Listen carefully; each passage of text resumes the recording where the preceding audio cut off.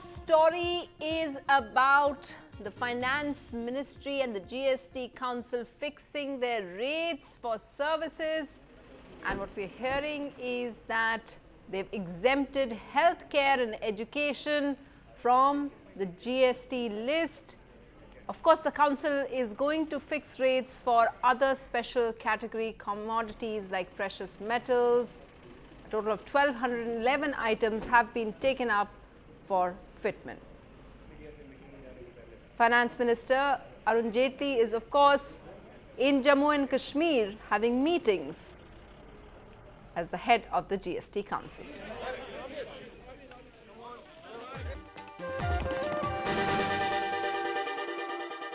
Joining me is Arun Jaitley, Union Finance Minister and the Defence Minister. Sir, the two-day tour to the valleys ending now. You had a marathon GST meeting. Today it was about the services mostly.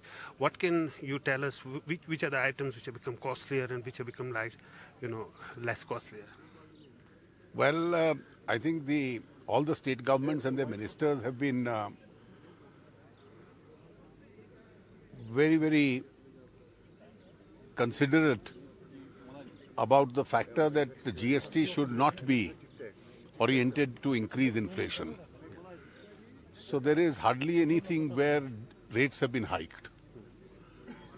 Either the present levels have been maintained or brought down. And therefore the GST itself, besides being a more efficient tax, is also going to be consumer friendly. What about the services? Yesterday we talked mostly about the goods. Well, I'll be making an announcement in the course of the day just now on the services. And what does it mean for a state like Jammu and Kashmir, which is a consumer-driven? I think once the state decides to integrate into the GST, Jammu and Kashmir has two clear advantages. It's a consuming state, and since GST is a consumption tax, obviously its revenues are going to significantly rise.